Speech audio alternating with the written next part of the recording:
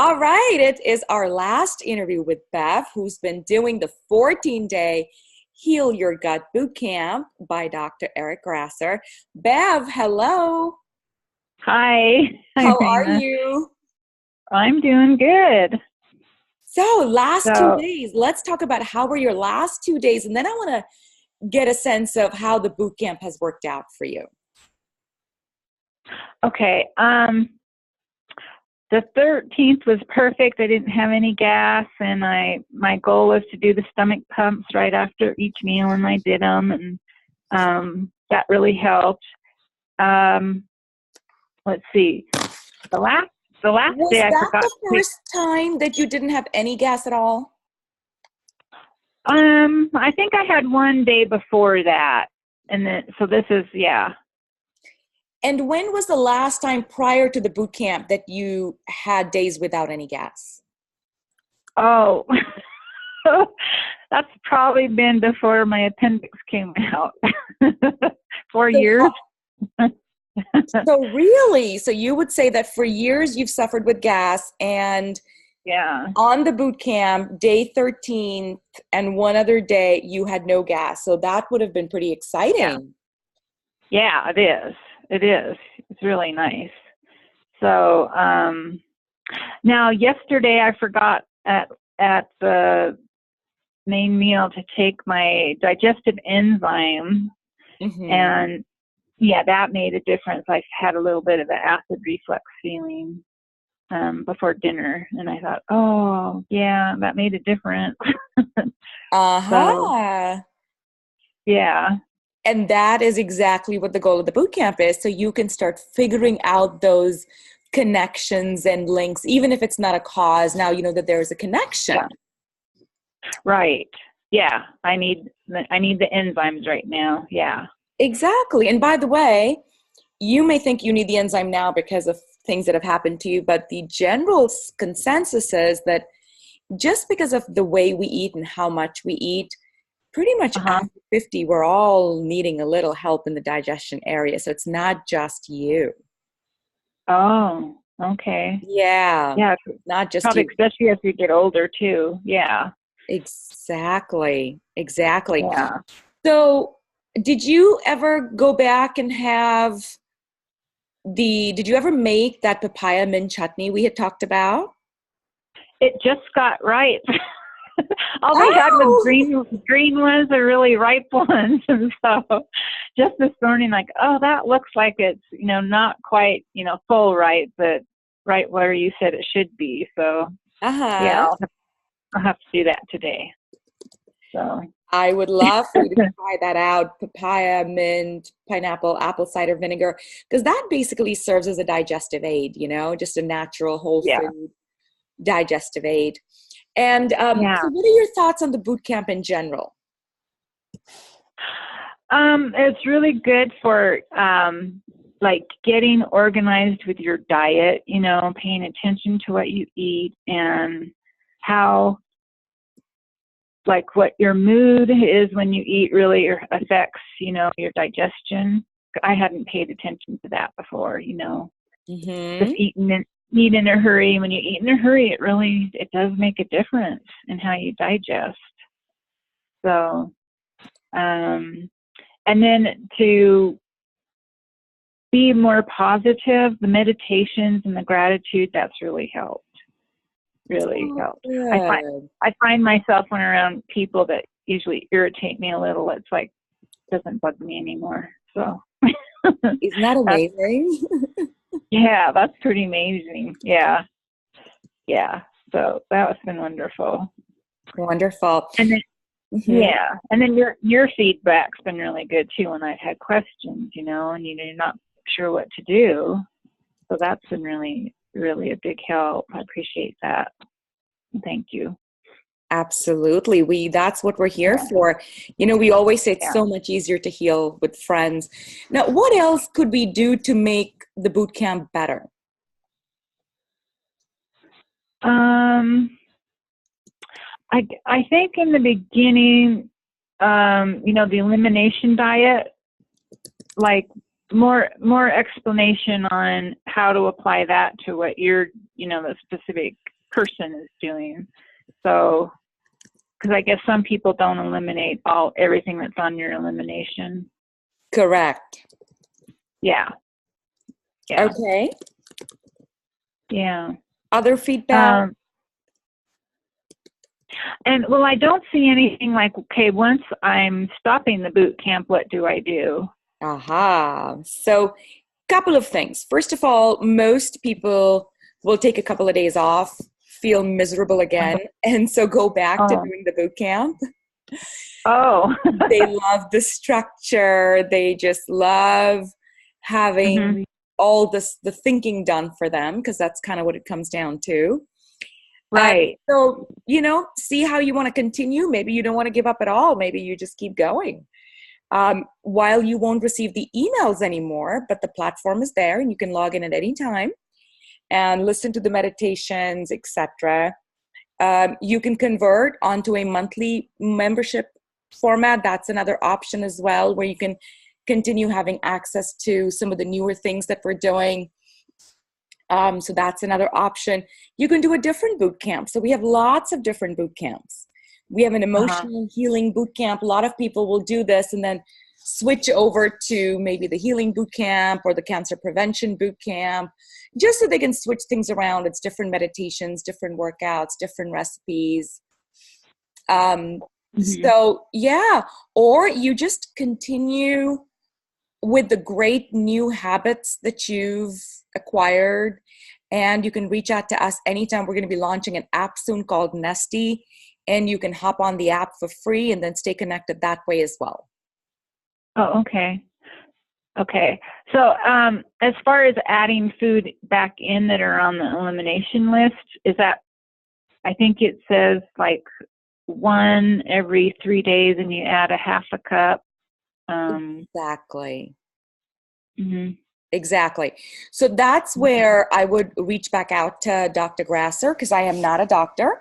But with that said, that's exactly, he has there should be an article in there in terms of how you can bring back, but that's exactly what you would do. Just follow his instructions.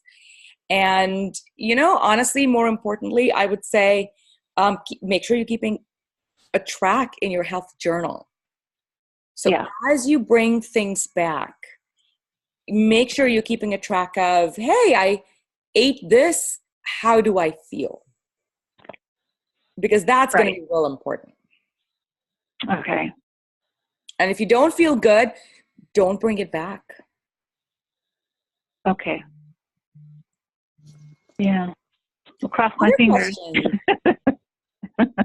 Sorry?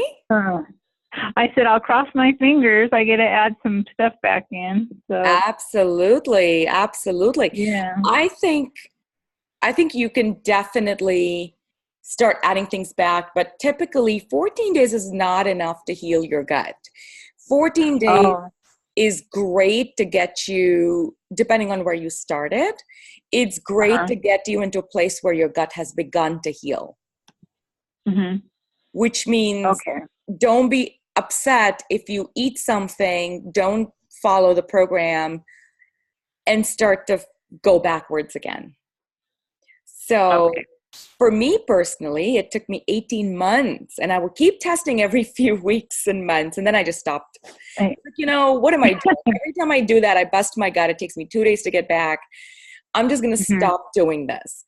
And then I basically took a year, and I said, for 1 year, I know what I need to do. I'm going to stick to my program, and I'll just make exceptions, once a month or so, but I'm going to stick to the plan. And sure enough, that's the numbers I've heard. I was initially told it was going to take me 5 years. So I was thrilled that I was done in 2. But, I was done in actually around 8 months or so, 18 months. But, so definitely don't get freaked out if you go back to eating and doing everything like you used to do and you start to slide backwards. So we always recommend, that's why we give you 97 days of access. Keep doing this, keep your good habits.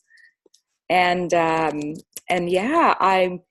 hoping that you're going to stay in touch with us, that you'll download the app and stay in touch with us. And And please share your good feedback on the site. I will email you a link so you can, would you be Okay. comfortable sharing a testimonial?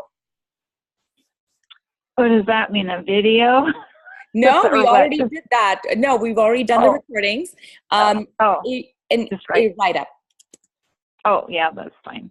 Okay. Yeah. So I will send you the link where you can write it up, and then it just goes onto our site. So you would write it, it just goes directly on the site. Mm-hmm. Okay. Yeah, that sounds good. Yeah. Any questions for me? No, that was about it. Yeah.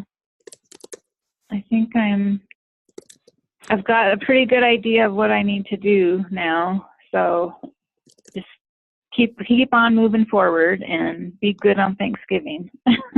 Yeah. Yeah. So as you can see, you know, at a minimum, as you can see, that you absolutely can get to a place of no crappy symptoms. So, yeah. Oh, you know what? Now that I have you on, by the way, I'm not recording this part anymore. Hi, Bev. Hi, Rena. I understand that you are mad, hashtag mad. So tell me what happened with your doctor that made you so mad. Well, I went to her and I told her my symptoms, and they weren't getting better with things that I'd tried. And she said to me, "You're too complicated. I can't help you." She didn't give me one referral. That was just it. And, you know, I kind of had brain fog and I didn't question her. And now just thinking about it, it makes me kind of mad because it's like all up to me to figure this out. And I don't have the medical training. That's why the boot camp's been so great. She's organized things and a lot of stuff's become clear, you know, that I don't know that I ever would have found on my own. So thank you for saying that. So you got mad. So you had symptoms. So go back to give us a list of the symptoms you had that made you go to the doctor. And was this a primary care doctor that you went to? Yeah. Okay. Yeah. So, you know, it was the gas and the bloating, you know, and of course I could notice that, you know, what some foods were bothering me all of a sudden that never had. And, I'm not really a highly stressed person, so I didn't, you know, really think it was irritable bowel syndrome, but that's what they want to jump on. And yes. let's see. Yeah. So, the brain fog, I had, kind of acne, which is ridiculous at my age. Yeah.